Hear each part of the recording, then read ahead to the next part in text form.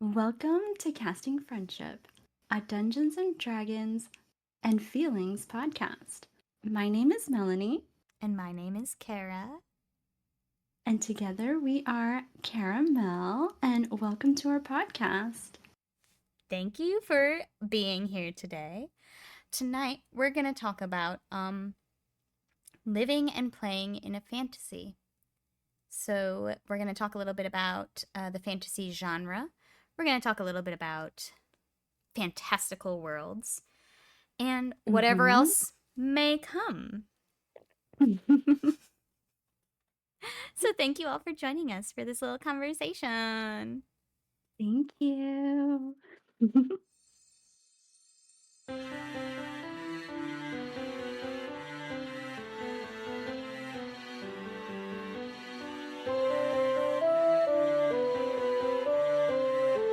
I'd like to cast Friends. Roll for charisma. First of all, how are you, Melanie? How are you today?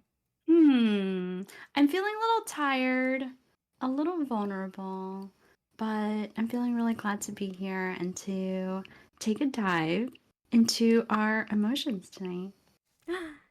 Me too. I How are am you feeling? Yeah. weirdly, yeah, I feel like the exact same. Today I'm pretty tired. Um, which always makes me feel pretty vulnerable. I'm in the luteal phase. So if anybody knows what that Yeah. means, it means I'm, feeling the bluer ends of the emotional spectrum. So I'm excited for how this conversation is going to go. Okay. Yeah, Melanie, to start us off, what was your first introduction to the fantasy genre? I think my first introduction to the fantasy genre was probably the Maryland Renaissance Festival. I do remember going, and the Maryland Renaissance Festival is kind of special in that all of the buildings at the Renaissance Festival are dedicated for Renfest. And so it's extremely well themed. I love just seeing all the arts and crafts. They have all these amazing performers, the costuming, the actors, jousting, which is fun fact, Maryland's official state sport. What? Are you Yes. serious? Yes. That's Fun fucking fact. cool.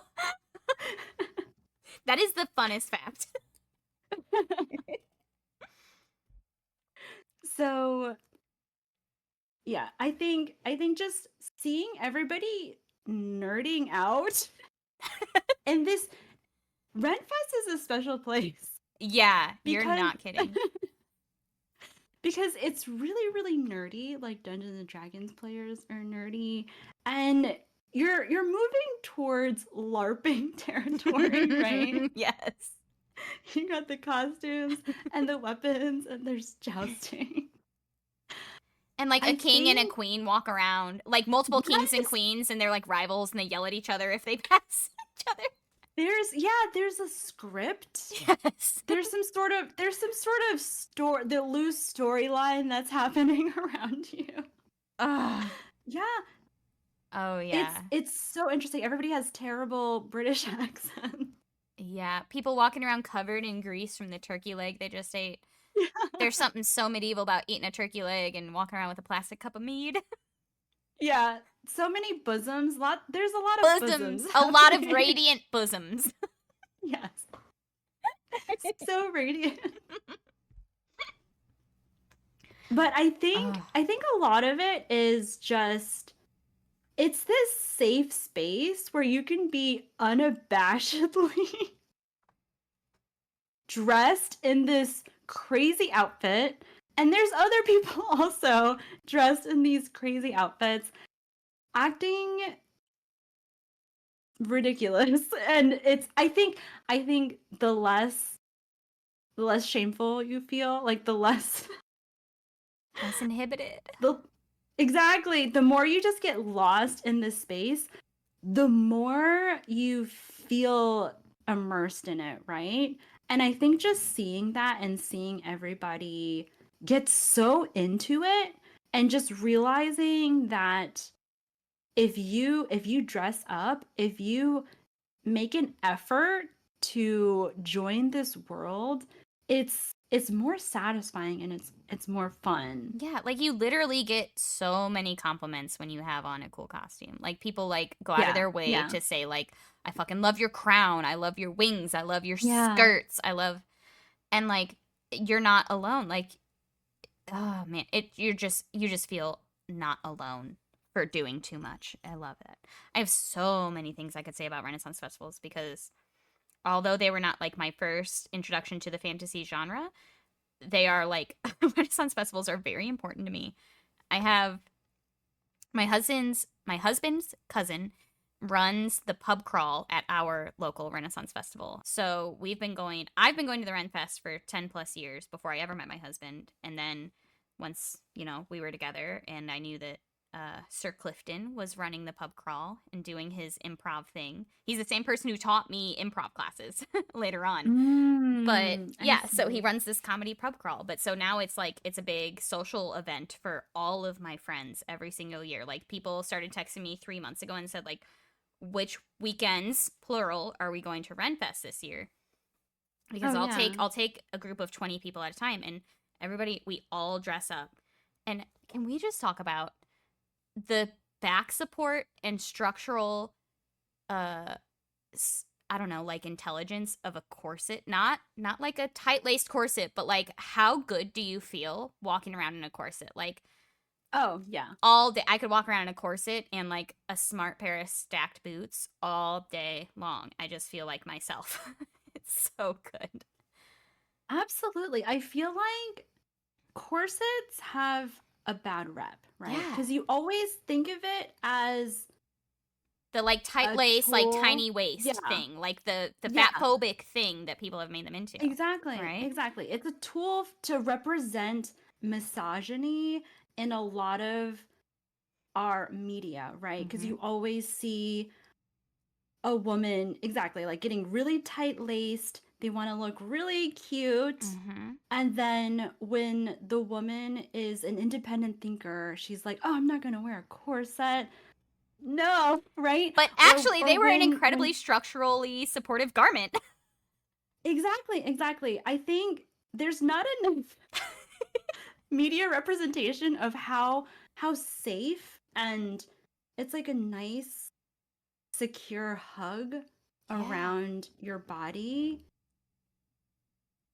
Yeah, the right Yeah, we amount don't of talk about boning. that enough. Yeah, Yeah, yeah, listen, it's so like good. I have so many things I could say about like modern undergarments for women and sizing Mhm. of clothes for women and fat phobia and patriarchy and all the things that have turned Mhm. what was the corset, which was this supportive hug, this comfortable hug that like I can run it like when I'm not tight laced, when I can breathe in a corset, it's so comfortable. Like I can wear them all like literally it makes my back not hurt because it's taking all the weight Oh yeah. off of my spine and my hips and it's distributing it to the strongest part of my body, which is my hips and my legs. Like that's what boning does when it's not tight laced and literally like constricting your rib cage. So, Mhm. oh Yeah. boy. And that's one of the things I love most about Renfest is I'm like, oh, I can wear a corset and not feel like I'm being like steampunk objectified busty buxom woman. Like I am all those things. They're sexy regardless of whether you tight lace them. Yeah. We love a curvy woman. But yeah, Renaissance school and like on top of that, you put on a couple layers of skirts, you put on a chemise, you put on some overcoat of some sort, and you have a fine ass outfit. Mm, good shit. Yeah. I wish there were more socially acceptable ways to wear a corset. It's really hard because Yeah. I think we both like clothing, right? Yeah, I'm And a big fashion and fashion history person and garment person. yeah. Yeah, I think what's challenging about the corset and also really unique pieces like a corset is that you want to wear it in a way that feels natural and not exactly a costume, right? And it's hard because it's so out of place, Yeah. out of time that it demands attention, right? And Yeah. so it's hard to come up with an outfit. You can't just wear like a t-shirt and your corset. That looks very bizarre. So I think honestly recently my challenge has been trying to find an outfit to just incorporate a corset that looks not like I'm wearing a costume. Yeah, I have a weird like thing with this. Like cuz right now in the fashion trend, Mhm. people are wearing Yeah. like corset style tops, right? Like Yes. cheaply Yes. made, like not necessarily boned, but things that are cut like course like things that have the bust cuts. Like I wore one on Mhm. one of our recent streams, like a more modern Yeah, version of a gorgeous. corset, right? Yeah, with the And they're ribbons. cute. Yeah. Yeah, with the ribbons and but that one was not one that was contoured over where my natural like waist and hips flare out. It stopped at my thinnest part of my waist, which meant the boning was stabbing into my like the fat of my stomach Mm. instead of being supported Mm. by my actual hip bones, right? So like Right. lots of things about this current trend are like no, they're really just kind of like bustiers that are not Yeah. cut well, and if they have ribbing, it's plastic and it's stabbing through the fabric and it's poking into where your body bends. So if you're not standing up, it's not actually comfortable or supportive. But Mhm. they're pretty and they are bustiers and Yeah. they're Yeah. fun, but not the comfortable thing that they should be. Um but yeah, I was just having this thought like it's nice that I can wear something that's like a bustier and it's currently in fashion sort of.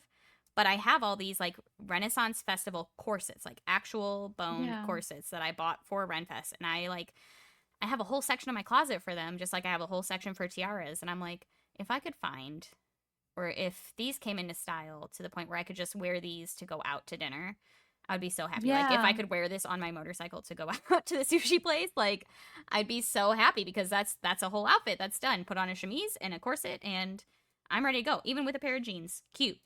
Mm. Yeah. I think the goal of the outfits that I try to put together are to evoke a Femininity. sense. Yeah. Well, yeah.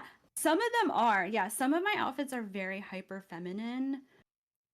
I think what I'm trying to evoke is a certain feeling or a certain vibe without being I don't know how to just I don't want to just keep saying Without not like a costume. yeah, Yeah, but but that's truly essentially what it not is. costumey. For it to Yeah, just just not be looked at twice. And if it is looked at twice, it's exactly. because it's Yeah. beautiful and not because it's a corset. Yeah. Yeah.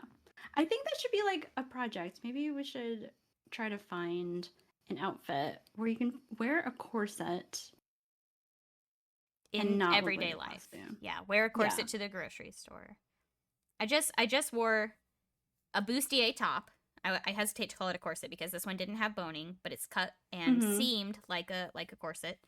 Um, I wore it to Lollapalooza with Mm. a pair of I think I was wearing like bicycle shorts and I put on like Oh, an that's cute. oversized like I put on like an extra large like one of those like UV long sleeve like surfer Oh, shirts. mhm. Like the Yeah, yeah, really yeah. like Are thin they silky called rash fabric. guards? Yes, like a rash guard shirt, but I was wearing like an oversized one, like a men's size Yeah. extra large or something.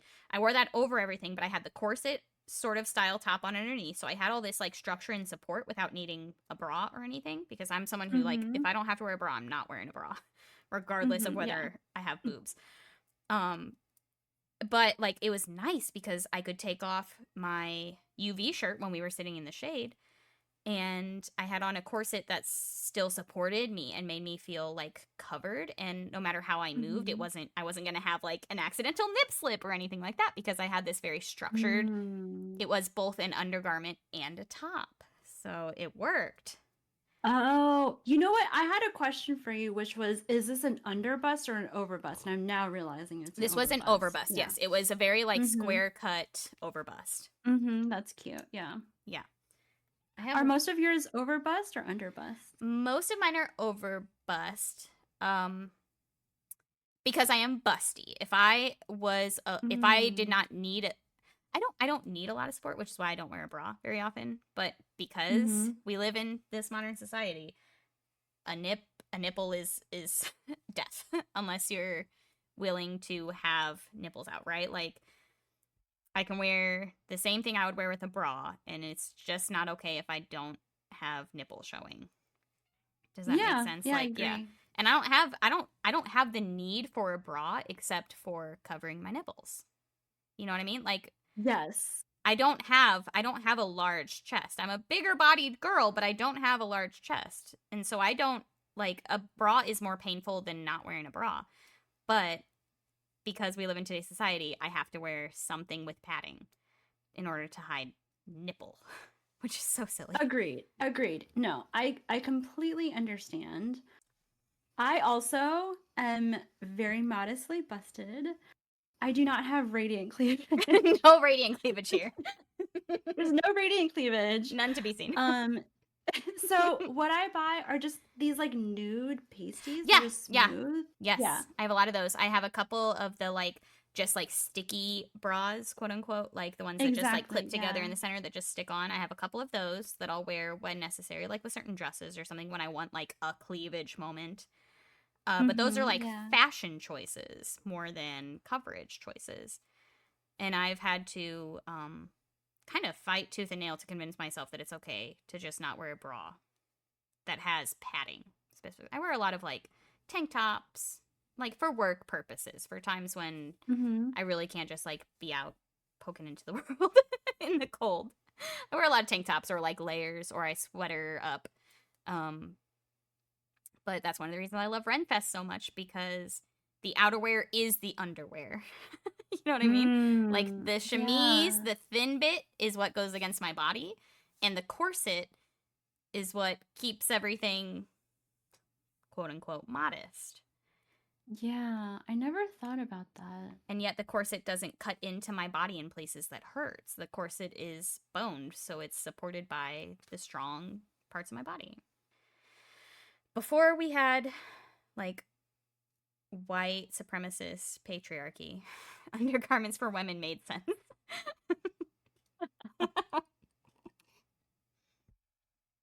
So, okay. So besides the support, what is the feeling that you get when you put on the outfit and you're at Renfest?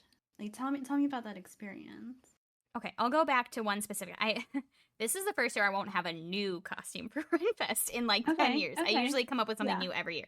I've been like a witch queen, I've been a fairy, I've been all these different Mm.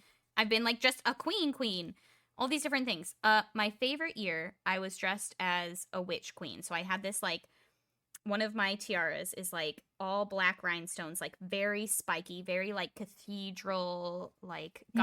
gothic crown. I Is had it on this. crystals? It's I mean it's not it's like cubic zirconia, but it's Oh black, yeah, like yeah, yeah. Is black it supposed rhinestones. to look like Oh, crystals? sort of, yes. Okay, Yes. okay. So it's very, very gothic inspired. I was Hmm. wearing, I think this is one of the first years I wore a hoop skirt underneath multiple Mm. skirts. So I had a hoop skirt, I had on like multiple linen skirts, and then one large circle gold skirt, like a long skirt. And then I had on this gold and black brocade corset over a black, like off the shoulder chemise and this crown. I had on some really cool, dope black and gold makeup. And I got so many people who stopped and literally bowed. Like literally said like Oh my my queen. gosh. Like so many people. And every Wow. time I would say thank you. So I don't know. That's when you ask me like how it feels to put on the outfit. Um I don't know, it just feels empowering in a way that's not like I like getting sexy and going out and just looking like Yeah. hot girl. Like I love when people say like you Hmm. look good, but if that's very different than people saying like my queen. That's not hot. Mm. It's not male gaze. Yes, It's I exactly. could lead men to war, right? Like Yeah. if I want anything, it's to feel like Joan of Arc. I want to feel like Yeah. this outfit would be great if I put armor over it and rode a horse into battle with a bow and arrow. I don't know. Hmm. That's how I feel. I feel tall. I'm 5'1", and when I put on a very queenly, regal, badass metal details outfit that's also deeply feminine, It just feels like I could lead my people into war if necessary. And that feels good. It feels like I could give a speech at any given moment. It's how I feel when I'm DMing a little bit. Really? Oh wow. I don't think I've ever experienced that. I think I might be too bashful for that kind of outfit. I think usually when I try to make an outfit, like let's say I'm making a cosplay outfit in some sort of world, right? So I'll say do you know Harry Potter? There's Mhm. like Bobatons. Yeah! Do you know this? Do you have a Okay, Bobaton's okay. costume? I have a Dope. full Bobaton. Dope. So cool. I will put it in the chat. Please. I'm literally about to send you this costume we're talking about in the chat. Okay. I'm gonna put it in the channel. Are you talking about like when they sweep into the Grand Hall for the first time and they do like Yes. like the light blue oh my god, Oh I'm yeah. so excited to see it. You're no one if you're not Fleur de la Cour. Oh my god, this is amazing. I love this. You can see the arms of my male hype crew throwing leaves for me to stand under. Oh my god, that's so funny. I didn't even notice. That's so hilarious. This is so good. I love this. I feel like your makeup is evoking like Vikings. Yes, I was sort of going for like Viking Queen, like Witch Queen. Yes. Yeah. Yeah, I don't know if I mentioned this, but I think in the spring and summer, I'm very over the top, like hyper feminine, like And then in the winter you shut oppressively down. feminine. Yes, Same. in this I hibernate. fall and winter, I actually Big sometimes go sweaters. bog witch. I go full Baba No, you Yaga. go cozy. I go Baba Oh, Yaga. yeah, tell me about what does Baba Yaga look like? I go in the fall and winter. I go I typically wear like fleece lined leggings. Very furry inside Mm. cuz I'm a warm weather girl. I want Mm-hmm. heat. Probably because I'm Yeah. asthmatic and winter like cold, dry air makes my asthma so much worse. So winter is physically Oh, painful wow. for me. So in the winter I wear fleece lined leggings, if I can, tall like real leather boots, and big men's like extra large knit sweaters, Okay, or okay. big men's like hunting gear, like big Carhartts and things. Just anything to like keep my trunk very warm. And big I scarves, see. lots of hats. I tend to go, that's Baba Yaga to me. I look like a house with little thin legs. I love that. It sounds very cozy. Mm-hmm. Like What very is snuggly and cozy. what is your winter garb? So I have a couple looks. One is, like I said, bog witch. That's a tough look not to look like a costume. I, I do have a wide brim hat, and Yes. Do you wear like long skirts, like maxi skirts? yeah, Yeah. like Stevie Nicks. Yeah, That's yeah, like the Maraway. vibe. Yeah, exactly. But the other look that I go for is it's really strange. Do you know like Hallmark Christmas movie? This is holiday time. Mm-hmm. Hallmark Christmas movie Christmas. So I get it. it's just it's just over the top Christmas. Mm-hmm. I'll send you some pictures to I describe. have my winter coat, like when it's snowy outside, Midwest, when it's Midwest Yeah. snowy, which we live on Yeah. a farm hill, so we get 6 feet that bury our door here. And when Yeah. it's that level of snowy, I have my coat is this I got it at, I don't know, some very expensive store. It's this long, like, I'm short and it's made for normal Mhm. sized people, but it's this long, goes down, almost touches the ground. Like, it's the one I'm wearing right now is like the camel tan color. Oh, I love that. And it's Classic. like Yeah. big collar, like big thick collar that I can flip up. And I wear like a Yes. big plaid scarf to cover my face. Very Hallmark. Like, it's almost like Yes.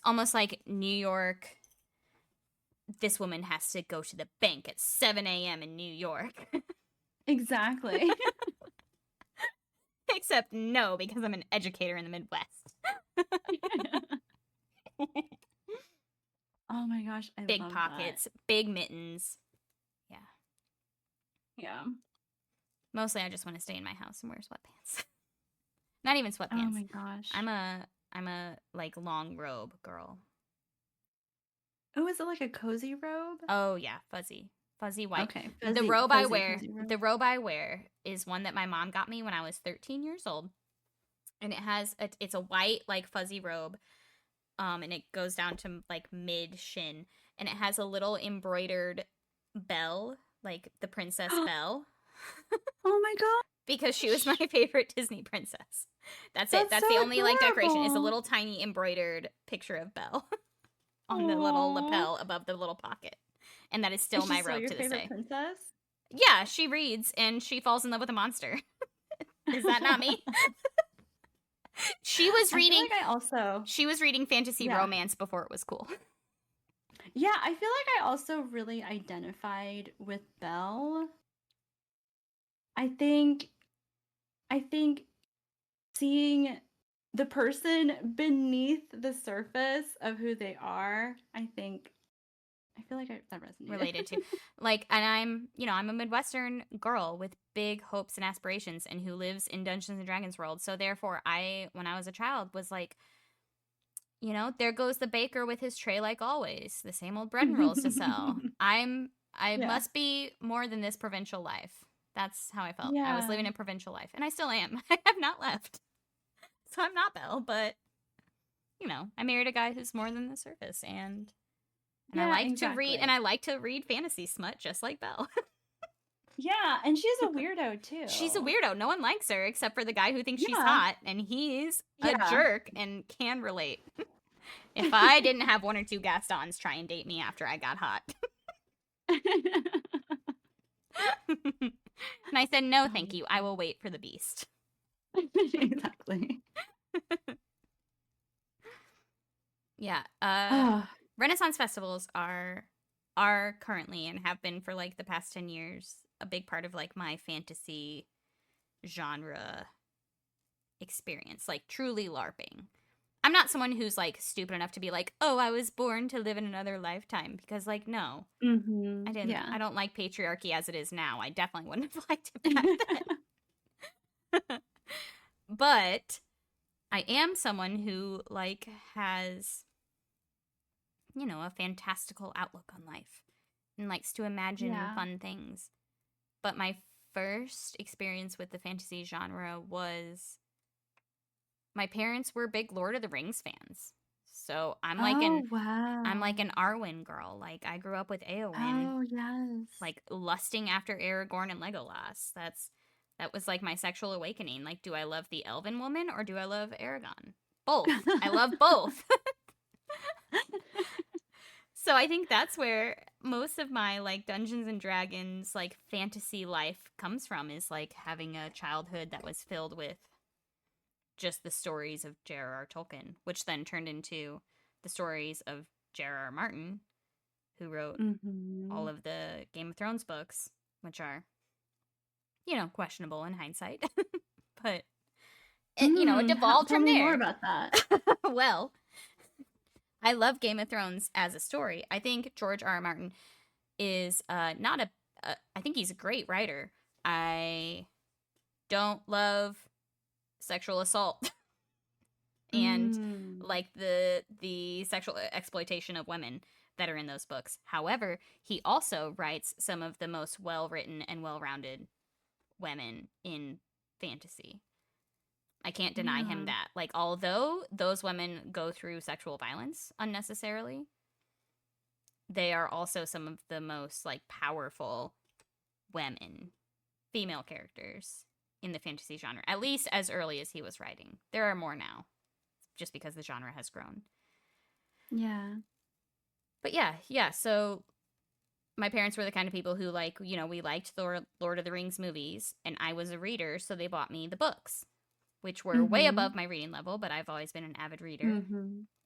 and a high level reader as a child. So they were some of the first books I read, which I give credit to that being why I was such a strong reader, because they were my like fairy tales when the fairy tales of childhood got stale. When Mm. Beauty and the Beast was too Yeah. easy to read and I already had it Yeah. memorized.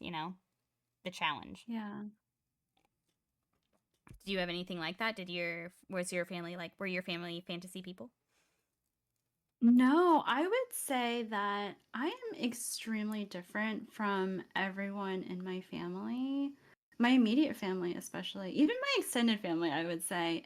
I did feel like a weirdo growing up. Me too. I think my family, they are very the way that I would describe them, do you know, just like very like STEM people? Mm-hmm. Like they're very sciencey and very mathy, and I don't think they're really tempted by fantasy or fiction or really tapping into their emotions. And so I spent a lot of time as a child wondering if I was adopted. I did Because too. I just felt so different from everyone else.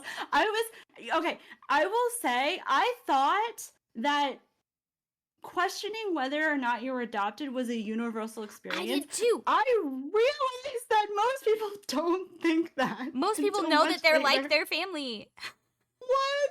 My brother, I blame my brother. My older brother told me well before my developmental years that my parents and him traveled to Africa What?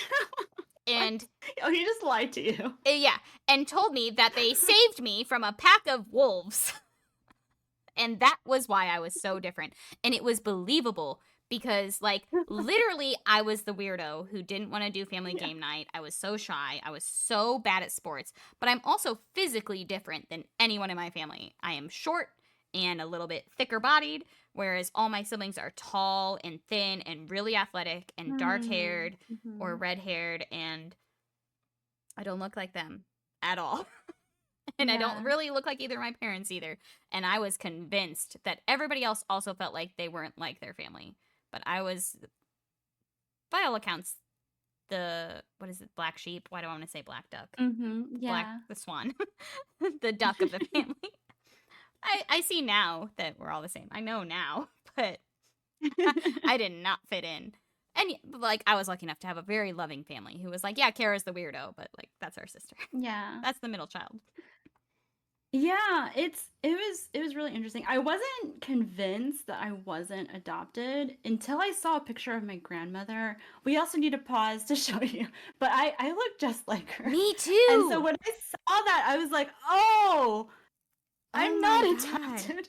Oh my god. I look Wait, do we exactly get the like. picture moment? I want to Yep, see. yep. Another picture moment. Yeah, I want to see the picture of your grandma. But what were we talking about? Yeah, okay. Cosplaying? Yeah.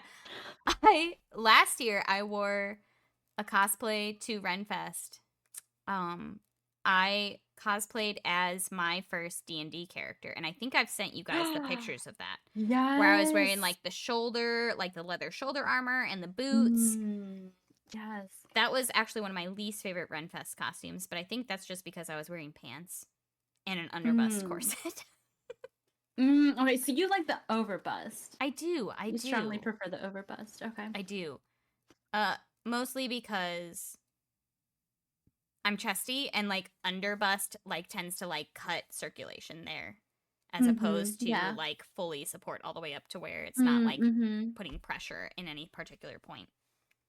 That makes sense. Like Yeah. literally comfort reasons is why I feel good in cosplay. Have you cosplayed in other genres? I know Robin does a lot of like sci-fi, like Star Wars cosplay stuff, and I never have done that stuff. I would like to, but I'm also not as big a fan as like of Star Wars and stuff like that. My husband is, and I like that stuff. I just haven't cosplayed it. Yeah. I don't have a ton of actual costumes. I only have two costumes. One is the Harry Potter Bobaton costume. And Yes, which like and very good. thank you. And the other one is actually a Game of Thrones costume. It's like those it's a dress that I actually made and it's those handmaiden costumes. Like, do you know how Shay Yeah. has that like flowy dress with like a Yes, with the belt? belt around the butt, like right on the butt, like almost like Yeah. Grecian style. Yeah. Exactly, Ah, exactly. Yeah. cool. Yeah. So I feel like when I cosplay, I really like to insert myself into the world, Hmm. but I don't like to cosplay as a character. I like to just cosplay as someone in the The style. universe. Yeah, like just another background Yeah, actor. Yeah. exactly. Because then I feel like I can be myself, but I'm Hmm. part of the fun. Yes, yeah.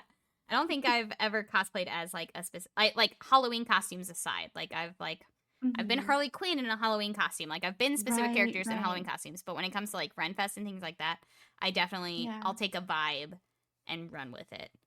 Like I've been like sort of Targaryen inspired, but not I've never cosplayed Yeah. as Daenerys Targaryen. I have like aspirations to do a costume that's like very like Sansa Stark inspired Oh, yes. with like lots of Love leather that. and fur details.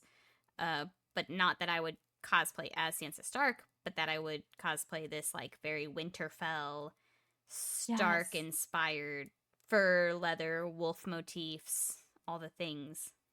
Because yeah, I find inspiration not by like directly copying something, but by making it work for me and my body and myself. Yes. Yeah, exactly. I do have a question as someone who has a lot of costumes. Something that I've noticed when wearing a costume is people feel like, have you ever experienced someone talking about you or like pointing at you? And it's an interesting experience. So when I wear like the Harry Potter Bobaton costume, it's a very unique experience because you are being objectified by children. Mm-hmm. And it's very interesting to see what that looks like. That's wild because the first part of that question, my first story that I had to tell, was about a child doing that, like objectifying me and like talking, like Yes. asking their parents about, like in line to get like corn on the cob or something. And me Yeah. knowing that this child in line in front of me is fixated on me for like 10 straight minutes and like trying to get their parents' Yeah. attention, like the parents turn and like see what the kid's talking about, and like it's this whole conversation happening right in front of my eyes about me and what I'm wearing. And Mhm. I'm an educator, so I'm like just waiting for the opportunity to be like, "Hi." Yeah. Like it's okay. And like I don't wear crazy costumes. Like you shouldn't be objectified in Yeah. Bobaton, but the way children are so shocked and the way they Yeah. just say whatever and are I don't know. Yeah, I've experienced that too. And it's weird because especially at something like Renfest, you'd think that I wouldn't be the most outlandish thing that they've seen that day. But apparently sometimes you are. And I Well, mean your like costumes are amazing, so oh, thank I you. can I mean, see. like 9 times out of 10, little kids are like, "Oh, cool!" Like excited about it, and like their parents are cool about it too. Yeah. Sometimes the kid is cool about it and the parents are not, which is Oh, so interesting. uncomfortable. Yeah. Um, and sometimes the kid is like scared of me or something. I don't know. I don't know how to interpret it when I'm trying to be like, "Hi, like yes, I'm a queen." Yeah. Bow down. I think it's so hard because I naturally want to be a person that fades into the background. Mm. And it's a very strange sensation to hear people talk about you or point you out to their friends or just this feeling that you're constantly being observed and you cannot hide. Oh my god, it's the panopticon? Is that what we talked about last week? Is Yes, that the it's word? the Panopticon. When you cosplay, you're like opting into constantly being watched, right? Like to Yes, constantly being you can commented no on. longer be yourself. Yeah, you Yeah. can't be yourself. Yeah. You are your costume. Yeah, you're Yeah. performing. There was in this costume that I sent you the picture of, I started that day. It was like kind of rainy and I started that day for my when I got engaged, it was back in 2019. So we planned like Mhm. 3 different weddings for all these different seasons. Like I at one point was going to have a Halloween wedding where it was supposed to be like 10 degrees or something. So I bought myself and all my bridesmaids these like fur just like wraps Ooh. that I know they're beautiful. I'm very glad I Yes. have them now because I've used them in so many cosplays and for so many Ren Fests where it was too cold. But for this year, I was wearing one of those fur wraps over my costume just as a coat. And Mhm. that was actually the year where the most people had the most to say to or about me. And Hmm. something about having this fur wrap, and mind you, it was one of these wraps that like, just covered like shoulders and elbows. Yeah, But it's I like a was shrug, right? exactly, it's a shrug, yeah, and it just clips Yeah. here, but it clipped, low enough where I still was like kind of busty and still kind of like looking, Mm. very, very sexy Cersei. And Yeah. so many people had so many things to say about it. And like when I took it off, when it got warmer and when the sun came out, like I would took it off and like hooked it on like my hip so that I just had this fur on my hip. But so many people took that as an opportunity to touch me. And that was something Yeah. I was not prepared for. Yeah. I've gotten used to over the years going to these things where I was in cosplay and people commenting. I got used to being not myself, feeling like I was on display, feeling like I could shrug off people doing the my queen at every moment. That took some years of getting used to, but I got used to it. But Yeah. I was not prepared for people to see fur and take that as an excuse to pet me. Oh, to pet To you. pet me. Yes, I To understand. start petting the Okay. fur, but move to petting my skin and my That is head, my so hair, my weird. face, like my hips, my back, like the amount of people Oh who my touched me gosh. unprompted that day, the amount of strangers Yeah. who touched me as I walked by to the point where I would turn around and I couldn't even tell who had done it. That was not something I was prepared for. And I can only imagine. I just told Bobby I've never been to a con. Have you ever been to a con? Like a convention? Yes, I've been to PAX, Penny Arcade Yeah? Expo. Was it good? There's PAX and there's PAX Unplugged. Did you cosplay at it? I didn't. I didn't. Smart. I think I'm overwhelmed by the idea of them, and I don't think I could possibly Mhm. cosplay because I've only heard horror stories of the liberties people take when you cosplay at a con, especially big Mm. cons, right? Like I've been told, like go to a small con, Yeah. like people are much less crazy. But I've also been told that Okay. like being a cute woman in cosplay, especially, makes people Mm. think they have the right to say or do whatever because they think you're a character and not a person. Yeah, I think putting on the costume, people forget that you're a human and they think you're some sort yeah, they think you're a character, Yeah, but I'm not. I'm actually just a yeah, person. like I'm not waifu. I'm just dressed cute. Like I'm still a human who like works at a normal Yeah. job. Yeah. And I'm I don't know, wearing I don't know. I don't know if I'll ever wear fur again. I don't know what it was about the fur that invited people to touch me, but they did not That's so just touch the weird. fur. That's And it really wasn't real. bizarre. Okay, sorry. I should disclaimer. It was not real fur. It was not a real fur buff. It Yeah. was faux fur. I am.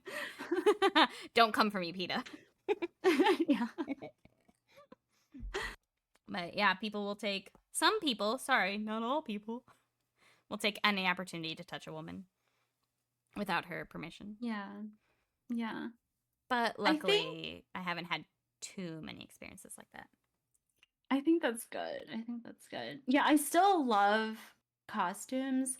I try not to get too many because I'm afraid I'm gonna lose control of myself. Mm-hmm. But you asked about different genres. I feel like I'm always drawn more towards fantasy costumes. I feel like they're more dramatic and just there's more drama Yeah, it's not so like to what you're uniform. wearing. Yeah, yeah. Mm-hmm. I feel like sci-fi is very minimalistic and streamlined, and that's less exciting for me. I think a lot of it is the drama that makes me feel drawn to it. Yeah, it's all the details, right? Like Mhm. in my fantasy costumes, like I have all these different little like just little trinkets I've collected over the years, like my little Maraway baubles. Like I have like little Mm-hmm. like Yeah. finger cuffs that are little like dragon claws, and I have like I love necklaces that. that have like little hidden daggers in them, and I have all these like pouches that go on the belt, and I have these like specific purses that I wear that like wrap around, and like it's the little details that you can wear in fantasy, but like yeah, don't work in sci-fi because sci-fi is so streamlined. Like everything's supposed to be in like this little tiny sliver of a pocket knife. Like I know I want to show Mm-hmm. that I'm carrying Yeah. around like I have a holster for my axe if I'm playing like a Mm-hmm. warrior queen or something, or like I have a wand if I'm a witch, or a staff, or I'm Yeah. here with like Stick Nation. I'm like, look at my walking stick. It's the details. It's like the it's it's showing the things you have as opposed to hiding the things you have.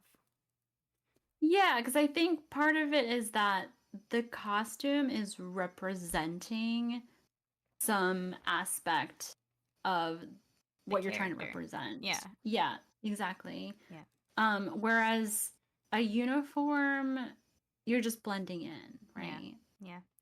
Yeah. And sci-fi goes there's so much of the sci-fi genre. Like there's so much media from the sci-fi genre I love. Like I'm a big like alien Mm-hmm. movie girl. I'm a big like Yeah. apocalypse movie girl. I love horror as a genre. But that's not something I want to like play in. I want to cosplay in because Yeah. Yeah.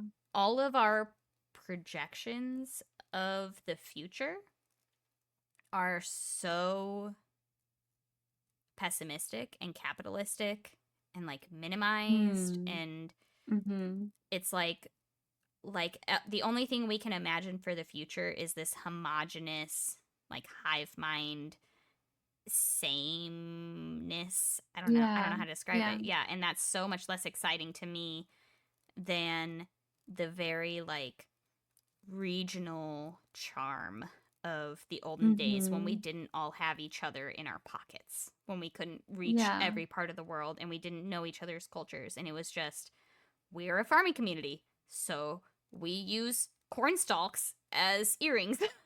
or Yeah. like we live on the ocean, so we have lots of mother of pearl details in our costuming. Like if I want to play a sea witch, I can show that I'm a sea witch, whereas in sci-fi it's just like we're all the same.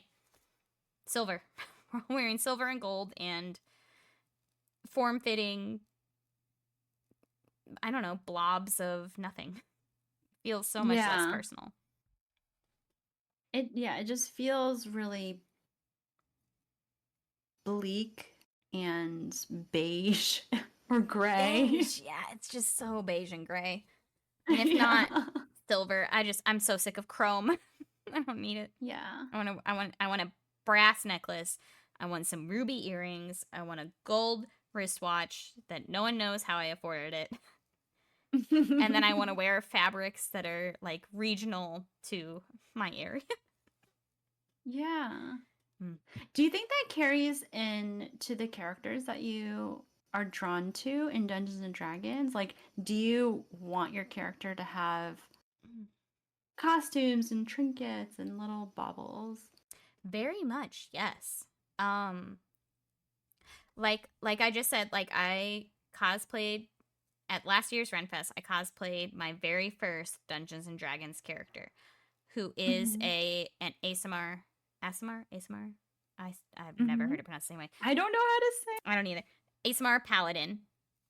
So she's just like born of the gods, living for the gods, dying for the Mm-hmm. gods. Her god is a goddess of like war and strife, so she's a badass. Okay. But her Yeah. whole her whole vibe, like her skin is gold, her eyelashes are gold, her Oh. hair is gold. She wears like a like gold fabric corset. She wears the things on her that she is wearing are like dyed white or gold. Like she's just this very um just warm golden sunlight like aesthetic.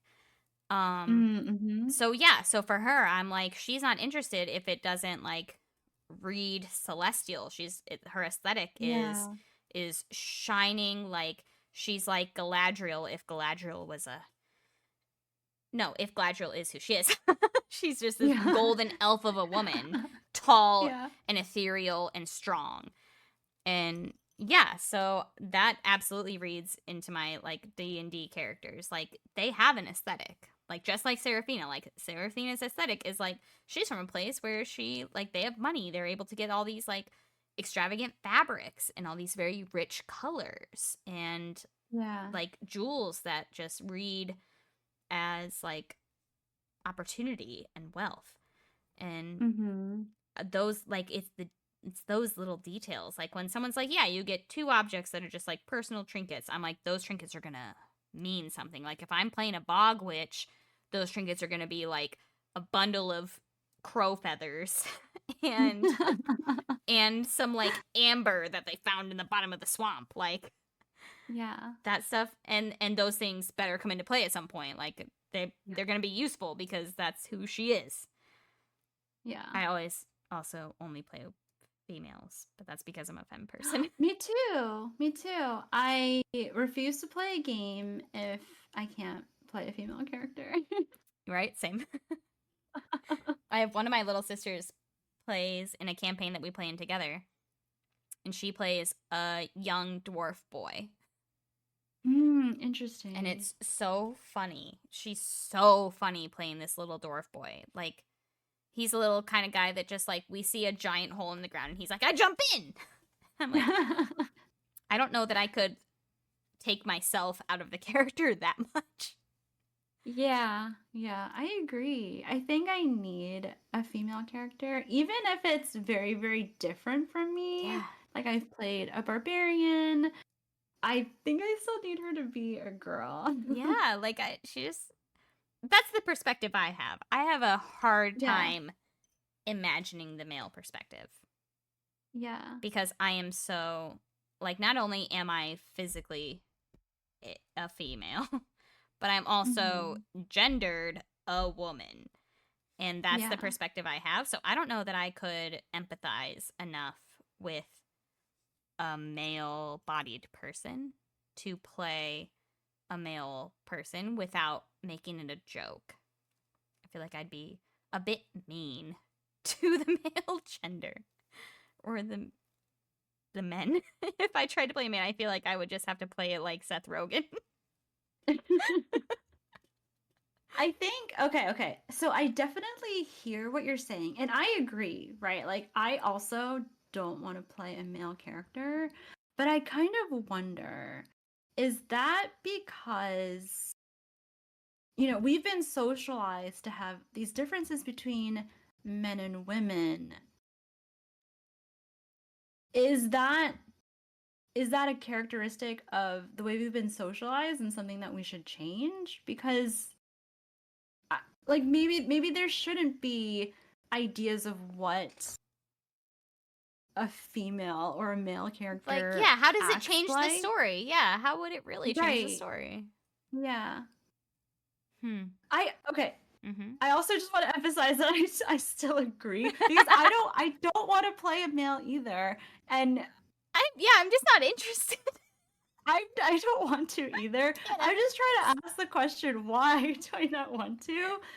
And Yeah, I can't understand it myself either. that's a solid question because, like, also I play a lot of video games, and Yeah. especially a lot of RPG video games where I get to choose Mm-hmm. my gender. At the very least, I play Mass Effect, where you can choose femme shep or male shep, and Mm-hmm. I have never ever played male shep, even though I am a like pansexual woman who like I'm Mm-hmm. interested in seeing like the male shep perspective as far as like the romances in the game because that's why I play games. Hmm. Yeah. But I don't care what happens to male shep. And why is that? Why am I so interested in all my versions of female shep and her story, even though it's the exact same story as male shep? I guess Why? okay. I'm actively trying to unpack this Right? Me too. as we speak because I actually don't know the reason, Neither. but what I'm what I'm hoping is that the answer is not emotional. It must be physical, right? We must somehow Empathize more. connect. Yeah, we must somehow like connect with the female body in such a way that it's hard to imagine having a penis? Like, what is that Yeah. experience? And even though maybe it's not mental, maybe it is physical. I don't know. Or maybe it is just the way we've been socialized. I can't Yeah. tell. Yeah, I think I'm also What do you think? processing this with you. And now I'm thinking about Mass Effect. And I think that the only thing that would tempt me to play male Shep would be that I would be able to put myself in the shoes of the NPCs, the female NPCs that are his romance options, Oh, yeah. and Yeah, then that sounds date amazing. Shep instead of being Shepard. So you're in the storyline, but you're not the male version of the So character. I'd be playing the NPC if I Right. played the Right. male version of Shepard, Yeah. I think. Because like I'm like, yeah, what would cuz like I've played female Shep and romanced the female characters many times. Yeah. But if I Yeah. played the male Shep, I think I'd be more interested in thinking about like, oh, what if I was Liara? Like, would I fall for Shep? Or like, what if I was Tally? Would I want to be with Shep? Oh, I I understand think what I you're would saying be so now. much more interested in the NPC side of things as opposed to dating the NPCs. Does that make Okay, sense? okay. I I understand the think I perspective. Is like think so you're okay, okay. I think This is I'd be this able is the more to put myself in the shoes of the NPC because, like, when I play video games, I'm self-inserting every time, Mhm. and so I think if I played a male character, I would self-insert not as the male character, but as the women who are the romance options. Okay, okay. Let me see if this analogy tracks for you, Mm-hmm. okay? Do you know how like in a romance novel there's like the male perspective and the female perspective? Are you is your playthrough just the male section of the romance novel? Is that what you're telling me? Oh my god. Okay, wait. When I read romance novels and it switches, like, say, mid sex scene, chapter Yeah. changes. We start off with the first chapter is the female perspective of the sex scene. And I'm like, yeah, hot, love it. And then it switches to the male perspective of the sex scene. I still, my self insert is still the female perspective. So I still imagine it as if the male is now talking about quote unquote me, as Yeah. opposed to Yeah. I'm the person having the thoughts. Whereas when it's the woman, I'm like, yeah, Oh, I'm the person having yeah. the thoughts. Oh, for sure. Yeah. Yeah. Is that what's happening when you're imagining playing this male character? I You're think like, so. I think maybe I should yeah. I think maybe I should start tomorrow a male playthrough of Mass Effect and see how I feel. See if I can put myself in his shoes. I think I'm so, and this is how I know that like gender fluidity is a thing because I am so staunchly feminine gendered, and I can Yeah. understand how someone else isn't. Because I'm like, if I Yeah. feel so strongly this way, I can imagine The someone opposite else. must The exist, opposite must right? exist. Yes, yes. So I'm like, oh yeah, I could easily see how someone else would be able to have the male perspective in this relationship. Mhm. Hmm. Wow, this is giving me a lot to think about. What do you think from your experiences? Why are we like this? Why are we so focused on needing a vagina, even in like a fantasy setting? That doesn't. It shouldn't make sense, but why? Why does it? Why do we need it so Okay, if much? I'm being honest, so much weight, so much importance has been put on the power balance between having a vagina and having a penis. And if I'm being so candid right now, when I think of like the things that turn me on, it's Hmm. most of those things boil down to that power balance. Sometimes I'm turned on by more power being in the vagina. Sometimes I'm turned on by more power being in the penis. But I'm almost never turned on by an equality of power. And that's Oh. probably patriarchy at work, right? Like that should be the thing that makes everybody feel sexy and loved and safe in Mhm. a gendered relationship. But we are Hmm. so conditioned to have that power balance shift one way or the other, right? Like we either have to feel submissive or dominant to feel turned Right, on, yeah. as Yeah. opposed to what it should be, which is just equal. Two equal Mhm. players Yeah. in this game. So maybe it's that I am so conditioned to need some power dynamic in order to feel intense feelings. Maybe. What do you think? Does Hmm. any of this resound with you? I feel like mine's really, really different. I think being a female does play into my fantasy and what I like about fantasy. It's the idea that as a female, you're physically smaller and weaker. Yeah, I love And yes, the fantasy is having a source of power that is not rooted in your physical strength. that. Mm-hmm. And I think I'm very interested in the way that women can wield power, right? Because everything that women do, you're sort of protective of your body. The way that you navigate power is very indirectly. And I think I like stories where women try to tap into that. And then I Mm-hmm. think the fantasy that I like, and I think part of why I like coming into my bog witch season is the idea of I can have a source of power that even if I'm small and I'm very very physically weak, I can draw on some source of power for myself and feel powerful. Yeah, I can relate to that hard. I've been doing a lot of reading about the roots, the beginnings of patriarchy, because it's Mhm. not how humans started, it's not our natural state. Yeah. Physical strength is not our natural indicator of power. In historically it Yeah. wasn't until comparatively Agriculture? recently. Yeah. Yeah.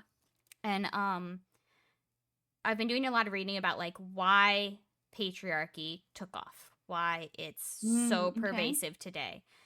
And Yeah. a lot of the theories um are based on that, like men overcompensating with saying that like men are physically stronger, therefore they should be in charge, is Mhm. overcompensating in the fact that women are stronger in so many other ways. Not physically, Hmm. not our Mhm. bodies. We Right, of know course. Yeah. biologically we are not physically stronger. Yeah. However, there are so many ways that women are just like inarguably more competent. Like our lower testosterone makes us like inarguably better decision makers. Like people say like women are so emotional because they have periods. Hmm. No, we are actually more logical because we have lower testosterone. We're less likely to devolve into Oh, like violence. a fit of rage. Mm-hmm. I see. And that patriarchy was a response, a direct response to that men realized that women are more capable of um, leading in a way that is logical because we Yeah. actually have more controlled hormones, more, at least less Mm. violent hormones. And now I might be talking to my ass. This might all be very misandrist. Like I might be the opposite of I might be blue pilled right now, but this is what I've been reading. Like that Yeah, that yeah. that patriarchy is an overcorrection from men's fear of Oh. women being the more logical leaders, of women being more capable of group decision making, not decision making based on physical brutality. I've never heard of this. I will send you some things that I've been reading, and you can tell me I if I'm crazy and blue pilled. I might I'm be. interested. I'm definitely interested because okay, here's what I have heard. Let me see if I can remember correctly because I'm probably just in a fog right now. My So, thought, or the way that I recalled from what I read, is I thought it had to do with um like agriculture and then us moving into that society, and that's why we started to value physical strength more, mhm. right? Because Literally being able to physically till land for exactly, longer in the day. Mm-hmm. exactly, exactly. Mm-hmm. So that way you're suddenly providing more value by being able to be a stronger person. That's what I had recalled. I'm definitely interested in what you're talking about. Yeah, and that fits with this theory, this idea, Oh, it goes like hand in in hand. that yeah, they go hand in hand. In that like it's easy to say that like yes, we started to value the men who could physically till more of the field, who could physically pull the tools. Um, Mm-hmm. would those tools have been as physically demanding had we made them for either type of body? Oh, I don't know. What a good question.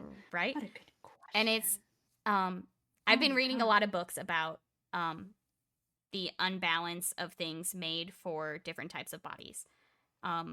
Like they're ableism focused books, but they're also very gendered. Like the fact that seatbelts in cars and that crash test dummies are modeled for the average male body, not the average female body. So women are 70% more likely to die in car accidents because crash test dummies are based on male dummies, which have all of their body mass up here as opposed to down here, Mm-hmm. and all of their Yeah. organs further up in their rib cage than what we have.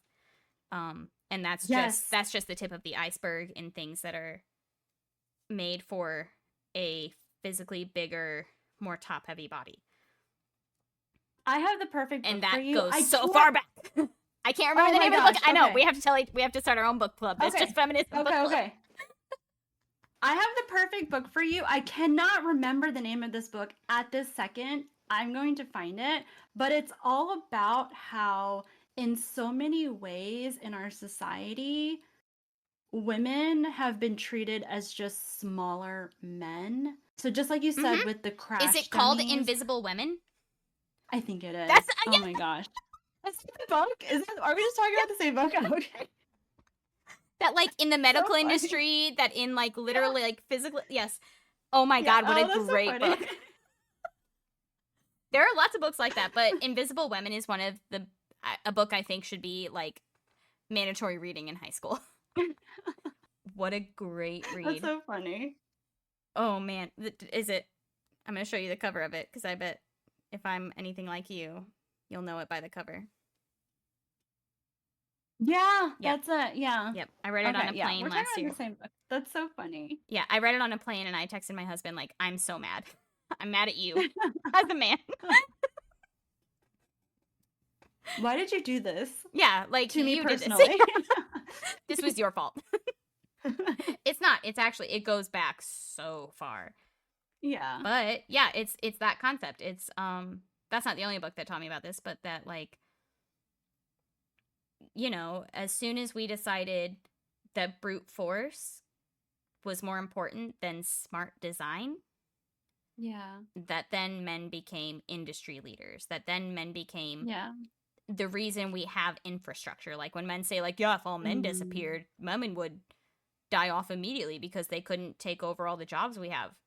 Well, that's because you made the Mm. jobs specifically so that men couldn't do them. Like the size of moving Wow. boxes, the size of cardboard moving boxes, That's true. They are too they're too large. They're long. so huge. And we Yeah. could make boxes a little bit deeper and a little bit shorter so that Mm. women's arms Mhm. could pick them up.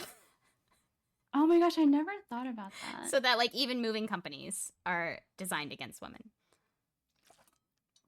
I'm not a Yeah, conspiracy theorist, but it sure feels like the world's not made for women. I think that's true. That's so interesting.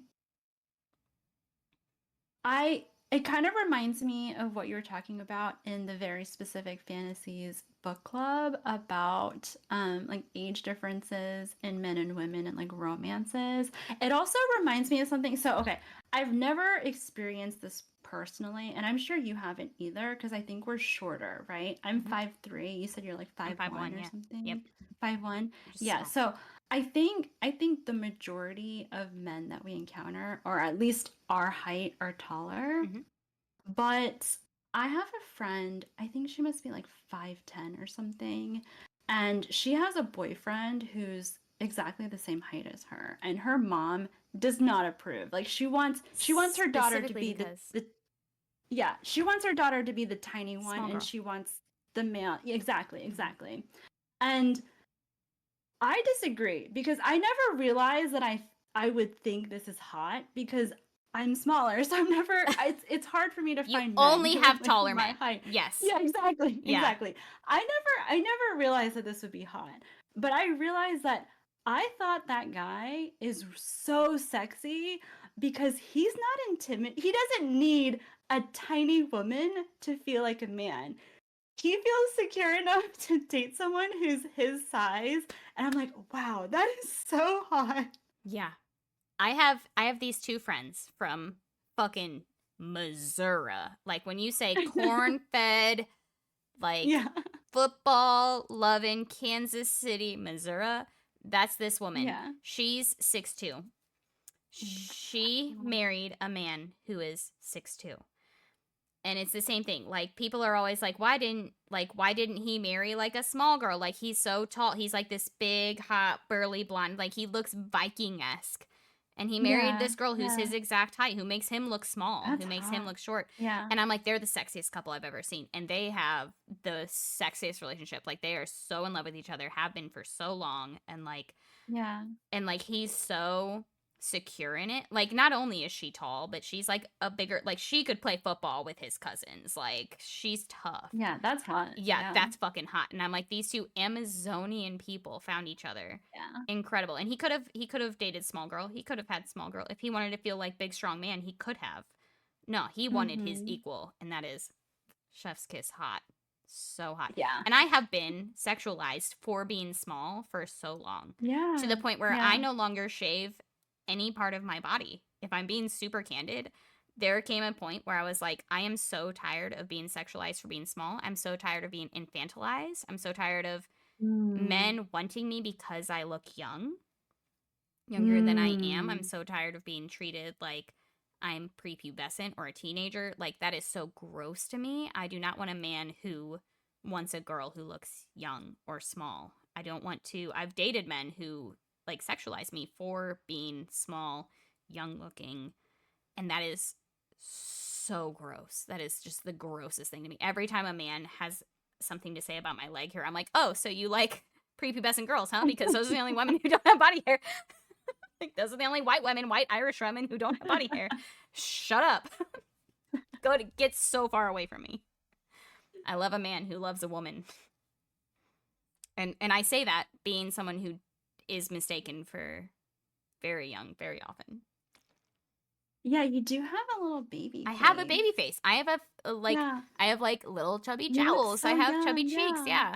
People do not expect me to be 31. No one ever is like, "Oh, you're in your 30s." Mm-mm. And No, you're especially so men. adorable. Thank you. Thank you. Yeah. I agree. And I know I'm cute. I know that I have this cute factor, but I nothing makes me drier than Sahara more than a man who sees me looking young and wants something to do with that.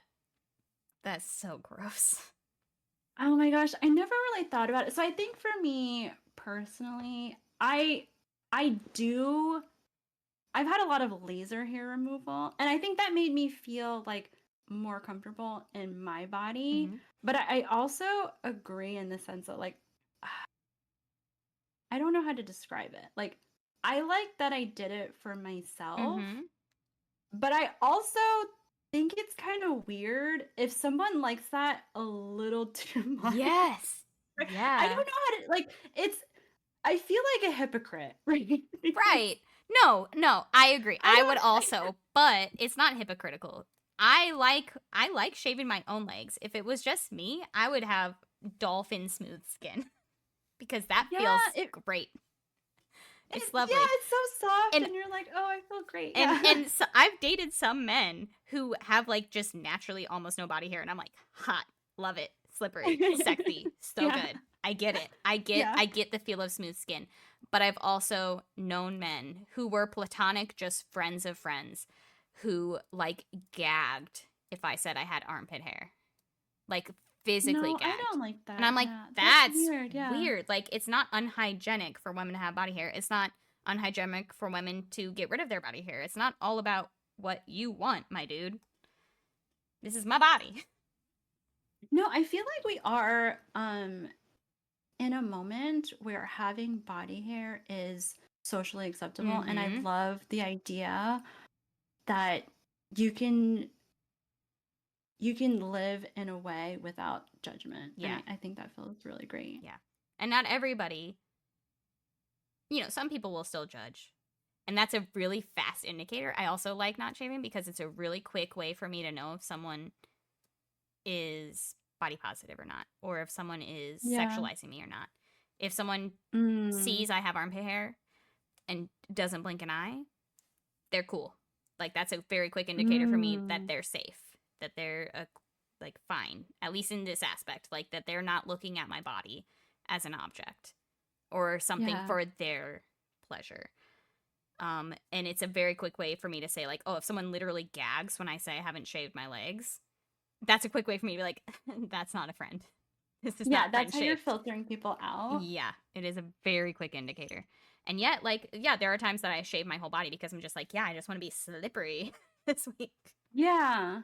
I think for me, it does go back to the panopticon thing Mm. where I think I've just been it must be because I've been just so oppressed, right? And I've just absorbed it so deeply Mm-hmm. that I feel uncomfortable with the body hair. I And still so do. I think that's so like for me to like have to never think about it ever again, it's such a release of like a mental load, and I feel like it's just one less thing I have to manage about my body because I feel like because of patriarchy, I feel like I'm always trying to manage my appearance and my body. Yeah, I think I do recognize that it's not just like tactile for me. I know it's because of The patriarchy amount of time you think about that it. Yeah. yeah, yeah. Um I don't know how to like completely unpack that. I know that I'm I'm like succumbing to it, right? Yeah. And at the same time, I know that what I'm doing is not the correct answer because I'm thinking about it just as often as you are. I'm thinking Yeah. about it just as often as someone who's getting laser hair removal all the time.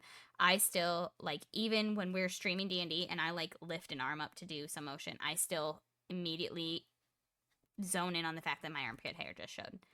Um so I'm not thinking about it less. And same with other things about patriarchal like body standards and like Yeah. misogynistic things like being thin, being like having a snatched waist but a Yeah. big butt and big boobs but never showing your nipples and long hair. Like don't don't let your eyebrows like keep your eyebrows in check. Like all these things constantly. Don't have a mustache. Like I still think like regardless of whether I'm growing my hair out or shaving it, I still think about it every day. And I still know like I just started a new job and today I wore pants that showed my ankles and I was like, "Oh, now everybody at my job is going to have an opinion about the fact that I have leg hair, and I'm lucky enough to be a ginger Scottish woman, so my So it's kind of my like body hair is lightweight. Yeah. pretty light. Like Yeah. it's not super noticeable unless you're close. But still, I'm thinking about it every single day. So it's not like what Yeah. I'm doing is any less of a mental load than shaving it every day. I'm just trying so hard all the time to not fight my natural state of being. But at the same time, I'm wearing a ton of makeup and I'm curling my hair and I'm doing things that Yeah. make me feel Yeah. pretty. So I'm constantly still thinking about all the things that are supposed to make me think I'm pretty, but I never Yeah. actually feel pretty. Oh yeah, yeah. I look at my body as a thing that needs to be constantly monitored and tamed, Yes, right? yes, exactly. Tamed. Like, keep it under control. Yeah, yeah. Because if you lose control, you will become socially unacceptable. Yes. Yeah.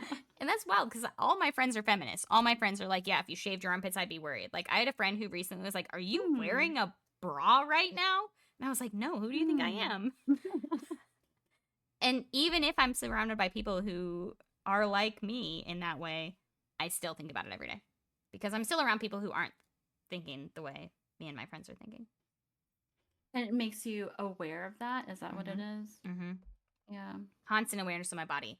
And I look at my husband, who is autistic and wears the same brand, same. It's not the same shirt, but it's the same shirt bought 6 times, right? Is Same he a cartoon 6 versions. character? He is a cartoon hero. Yes. Oh my god. That was the first thing I said about his style. Like when he was like, "Yeah, I'm not that cute." I was like, "Yeah, you're a cartoon character. You wear the same red T-shirt, the same pair of jeans, the same pair of boots." He has bought the same pair of boots every 3 years since I met him. And that's not Crazy. to mention his jeans and his t-shirts. Everybody knows we're having a party because he's wearing his blue t-shirt instead Does he have a of the party red. shirt? It's blue instead of red. If he's wearing blue, he's ready to party. So That's adorable. that's how you know we're in a party episode. Oh my god. Why is this so cute? It is very cute, right? That's why I fell in love with him. Tell him like, dude, you're a cartoon character. The times when he branches out, like in the winter, he wears flannels. Oh, okay. It's seasonal. That's it. It's seasonal. Yeah, he has a blue party shirt, otherwise red t-shirt. He wears long sleeves because they protect the skin. It's true. Yeah, I wish life were that simple. I wonder if people would notice if I wore the same outfit every day for a week. People would notice if I wore a corset. Yeah, exactly. If you wore the same one every day. Well, no, it's What the is going same. on? It's what he does is he buys the same t-shirt 5 times. He buys 5 versions of the same shirt We had 5 of the same corset. so that he can just do his laundry It's once so a week. expensive. It is. Oh my god, we could have a whole episode on how expensive women's clothes are Yeah. and how cheaply they're made. So how often we have to rebuy. Boy, oh boy. Yeah, I like Renfest and dressing in cosplay because women didn't have straight razors back then. We weren't allowed to have sharp tools. So it's okay if I have hairy armpits. It's on theme. If we had sharp tools, we stabbed our husbands with them and ran away. Or our fathers. I love that because the thing is that I don't think I know any women who don't who stop shaving. I was, I think, the first of my friend group to stop. And that was 8 or 9 years ago. It was before I met my husband. Mm-hmm. And that's how I knew he was a good one, that I could marry him, because I had already stopped shaving my body and he was still into it. Yeah, yeah. But since then, all of my friends who have had since then have stopped shaving their bodies. At the very least, and at the very most, have fully embraced more masculine, like beauty practices, for lack of a better word. What does that look like? Shower, air drying your hair, putting on a uniform. Like, I think like masculine fashion is more of a uniform than it is fashion choices, right? Like Mm-hmm. like I say, like my husband is a cartoon character. He wears the same Yeah. t-shirt, same jeans, same boots only in, different iterations. For men, like, they have a uniform and not a sense of style. Like, I maybe think they that's have a true. Yeah. style, but they find a uniform that It, works for them and they stick with it and it works for their whole life. Whereas women yeah. are constantly Yeah. keeping up with trends, That's true. right? So my Yeah. friends who have really deconstructed patriarchy more than I have a uniform that they wear in, Mm. akin to men. Like, they're not afraid to wear the same outfit every day. Like, not physically the same outfit, but like Right, right, right. Yeah. 5 different colors of the same fit. Um, and they do not think about how they look ever. Wow. I Yeah. think that's so hard for me because I like clothing. Yeah, I like variety. And yeah, I think it's less about a trend and being stylish and more about coming up with an Creative outfit ways. concept and executing it to the highest level that I'm able to.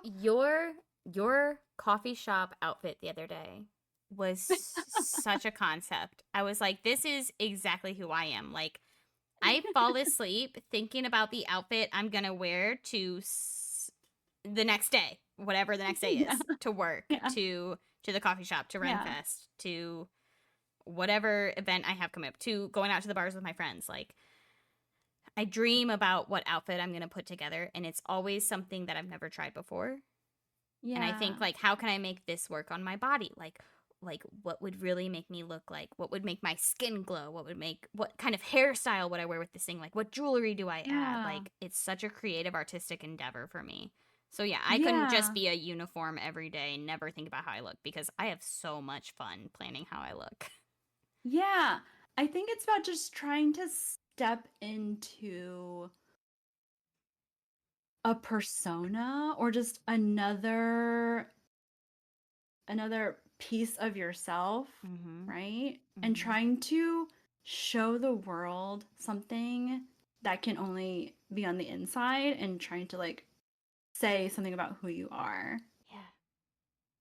Like, even in cosplay, like, you putting in the effort to cosplay as a Bobatons girl, that says, like, you have, like, a certain idea about, like, class and about, like, like, I don't know, like, color theory and Yeah. like the usage of, like, power that isn't physical, the usage of um I don't like professionalism, quote unquote. Like, what is Yeah. professional? Well, it's a fucking Yes. Bobatons, bitch. That's what is professional. If you're ever gonna meet someone who's gonna run you around a courtroom, it's a girl from Bobatons. That's some dope shit. It, like, every choice we make with fashion can say Yeah. something if you're brave enough to say something with fashion. Yeah, I think it's hard for me to express myself verbally. And so I think I'd like to try to find ways to, to show a piece of myself without having to say anything. Yeah, yeah. That's why I like dressing like a queen at Renfest, because, like, Yeah. I do feel like if I walk around during the day, people should maybe bow down. Yeah. I feel like, yeah, I should wear a crown around more often because I feel like a queen most days. I just don't think people see it because I'm short and cute and wear a lot of pink. But that doesn't mean I'm not a queen. I do have a question. Mm? So, do you do you pair scents like perfumes with your outfits? Oh my God, I'm so glad you asked. Yes. Yes, Yes. me too. This is very important to me. Finding the Yes. right scent is very difficult. Fashion is multimodal. Yeah. Like, my voice and the way I walk, the way my shoes sound on the ground that Oh, I'm going to be yeah. walking on is important. Yeah. Yeah. Um, I just agree. A as much heel is a as great sound. the scent, yes, a heel on a hard floor is a great sound, while a Sexy. heel Yeah. on mud is a mess. I'm not about to be that girl. So, Yeah. like, if, yeah, if I know I'm gonna not be walking on linoleum, I'm gonna wear, like, a sturdy boot where I can stomp and people can Yeah. hear me coming. But like, yeah, the scent is part of that. It's multimodal. It's, yeah, if I'm dressed as the witch queen, I want to smell a bit like rainwater. Yes. And if I'm dressed hyper feminine, I want to smell like a fucking dessert. I want to put on my vanilla Yeah. perfume with hints of Mm-hmm. cinnamon and floral scents. And yeah, I do. I have multiple perfumes that I wear in the summer, and I also change my perfume per season for like my Yes, daily wear, yes. for like when I'm not cosplaying who I am. I do have a question. Do you have a scent for when you DM? No, only because, well, I do when I'm in person. When I'm in person, I wear a bergamot, cinnamon, like very woodsy Mm. um scent. It's very naturalistic. But when Yeah. I'm DMing in person, it's usually on a weekend where I'm not doing anything else. Yeah. So yes, in that case, I do have a specific perfume I wear for that, or like more specifically a combination of essential oils. Uh, Oh, interesting. Do you mix your own? Do you have yes, like on the do you like weekends, mix and match? yeah, Okay. on the weekends, I'm a mix and matching essential oils based on what I'm doing. And wearing those. I'm not like an essential oils or magic girly. I'm like essential oils or perfume. And I use them accordingly. And I like them because I can very specifically mix and match them I to fit the see. theme. But I do have my like go-to perfumes generally are Happy by Clinique. That's like, Classic. yes, Yes. That's a that's crowd Kara. pleaser. Yeah, that's Kara. Yeah. That was my first perfume when I was like 13, I and love that. it's a crowd pleaser. It's very like, that is, Kara as a person is a crowd pleaser. Therefore, Happy Yeah. Clinique is a Kara perfume. Um, Mhm. and then if I'm going out and I'm a little bit spicier and I'm feeling a little bit hot and sexy and I'm having fun with my girlfriends and I'm feeling a little bit gay tonight, I've been wearing this perfume I found that's like very vanilla heavy and very cedar heavy. It's like very vanilla woodsy, Ooh. sweet without being Yum. cookie. Yeah. Yes, because it's cut by Yeah, the it's a, cedar. yes, it's a bit more intense than Happy Clinique. It's still that sweetness, but but cut more for the nighttime. Yeah, yeah. Yeah. So those are mine. And Wow. I have yet to get into designer perfumes, but that is something that once I have a job again, I plan to do more of. Like, I really want to try some of the Tom Fords that I've been hearing so much about.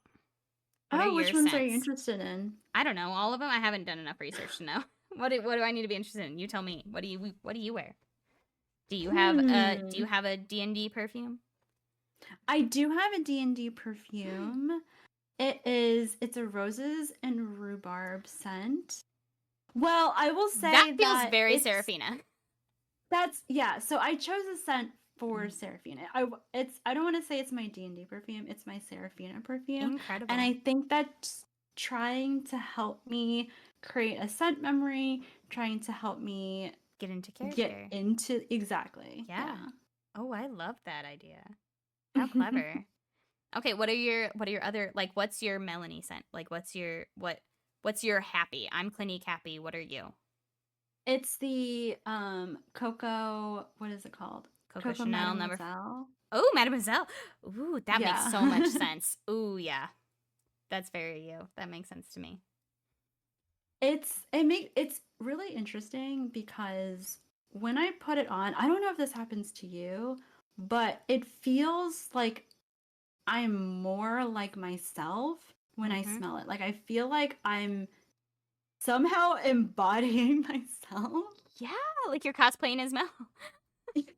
Yes, that's how I feel when I put on happy. I'm like, oh, I'm 10% more Kara.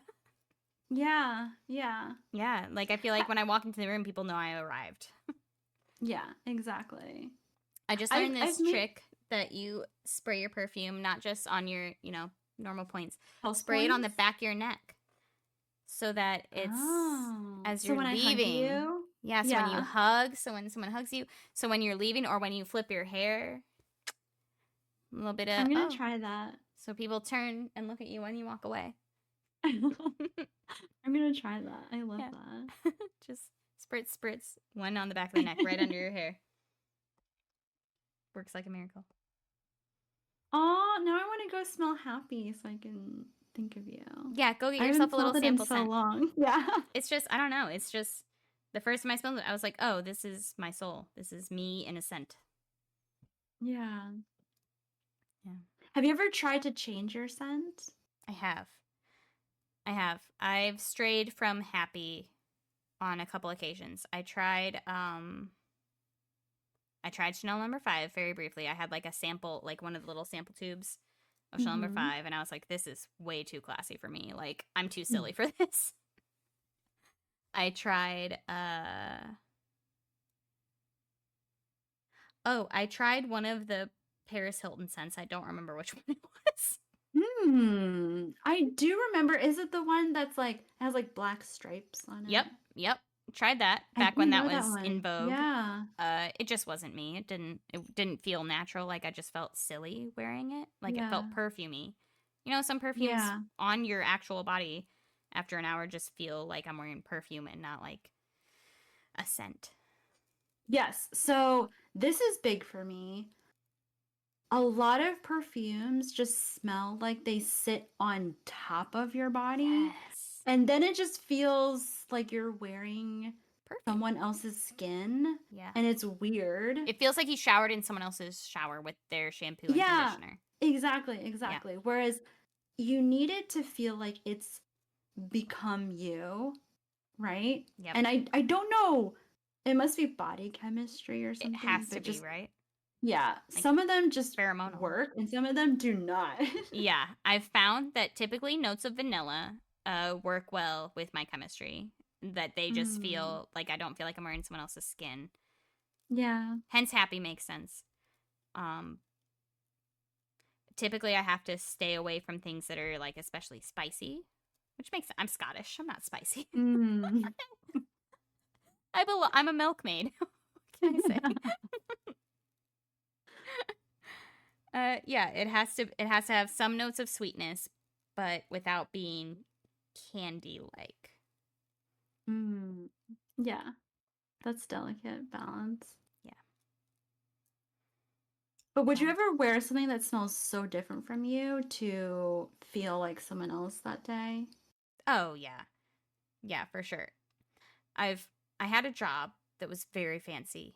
I had it for 4 Mm. months where they flew Yeah. me all over the country to all these like very big important board meetings and things. And Mm-hmm. so for a while I was cosplaying as someone who was a grown up who had their life together and Yeah. didn't Yeah. play D&D every Monday night. Yeah. And at that during that time I wore a lot of like spicy, darker, much more masculine perfumes I wore during that time. Yeah. Also because Yeah. I was traveling so much, I was using like hotel shampoos and shit, and so like generally Mm. I didn't feel sensually like myself. Mm-hmm. Yeah. So Yeah. it helped me put myself in more of a serious mindset, I guess, but was not me Yeah. and was not sustainable.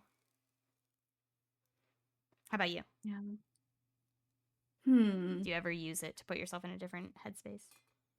I do. I have a scent that I wear when I become a bog witch, just Mm-hmm. because I feel like that doesn't come naturally to me. It's something that I need to somehow embody. So I need that. And so it's like a spicy, gingery, like Like dark dark scent. winter, yeah, like Yeah, yeah. less floral. Whereas exactly, whereas a lot of other things are very pretty, Mm-hmm. right? This one's just darker, and I think that's what I like about it. I've made a lot of mistakes where I tried to get a new perfume. Like for example, one time I had a terrible breakup and I was like, okay, I need to pivot. Mm-hmm. I need a new perfume. Everything. Yeah. So I got a new perfume and it was the biggest mistake because I thought it would help me transition, but now when I smell it, all I think about is that time, Oh, where you're so that breakup depressed. time. Yeah. Oh man, been there. That makes I makes me like sick. Outside of happy, that's how I am with citrusy perfumes because I was in this relationship where we're all like very citrusy, like limes and oranges, like very citrusy Mm-hmm. perfumes. And happy's Yeah. pretty citrus heavy.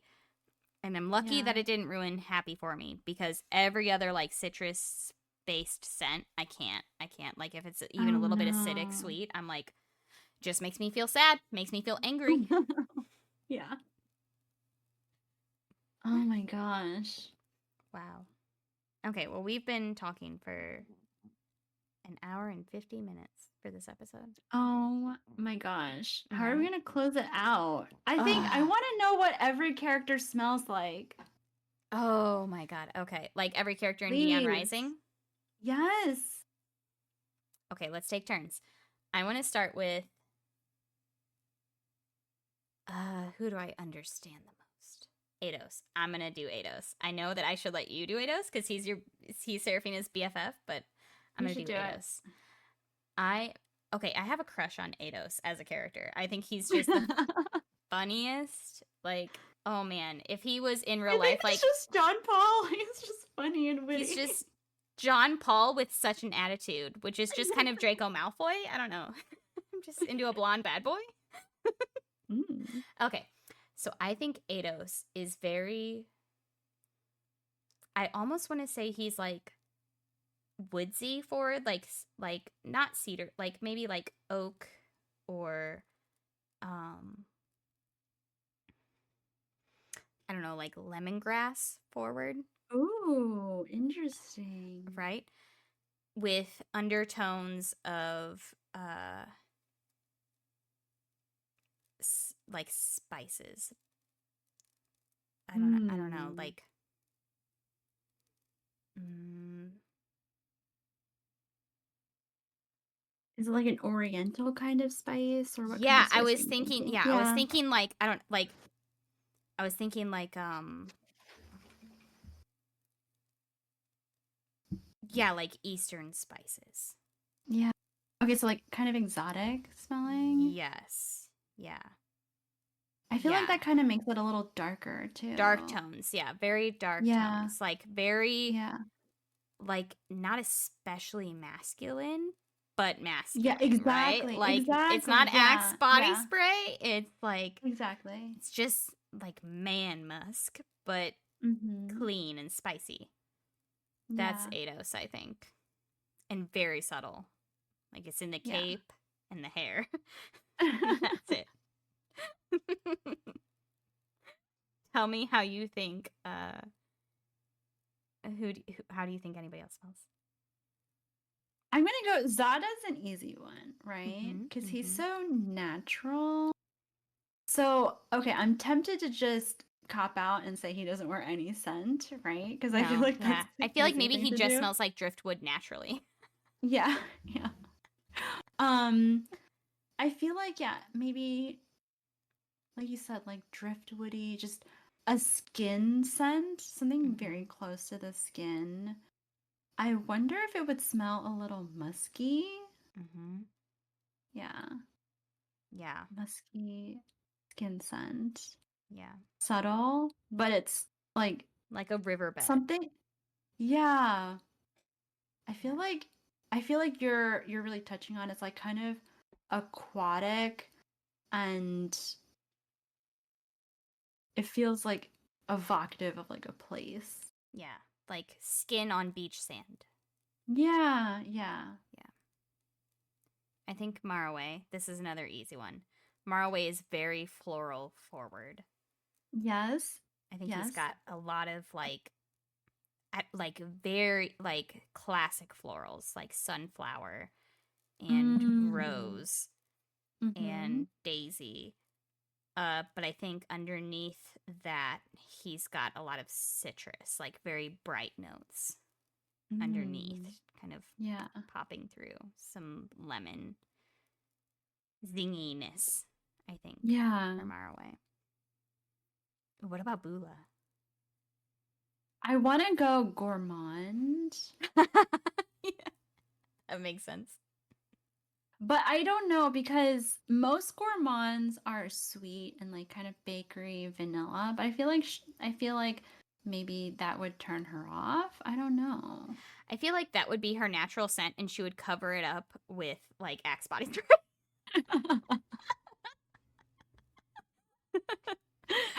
Or like I feel like Bula like naturally smells that sweet because she just is actually sweet. But she like wears men's deodorant. Yeah. Like she wears Degree deodorant, which smells great. I love that. Okay. Killian? Oh, Killian. I think in junior high, Killian did not take showers after BE class. I feel like he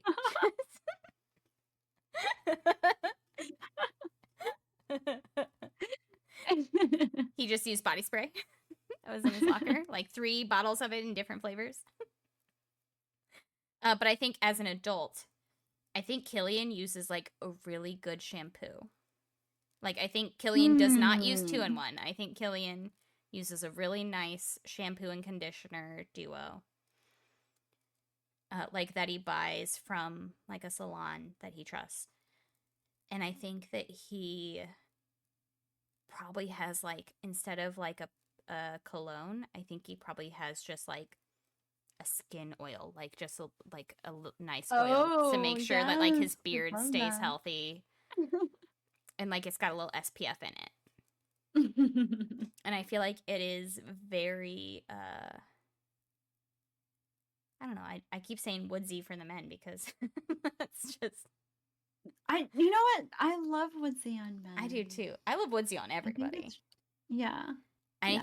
I think his is very like pine woodsy, not like cedar or like Zada's driftwood. I think his is very like cold weather pine, very like Christmassy. Like a Christmas tree. Yeah. Yes. Yeah. I think Killian would probably smell like Christmas. Yeah. And very clean. Who did we miss? I guess it's just me. Yeah. I've already chosen my scent. Yeah. We're going to have to roleplay the 5 senses more.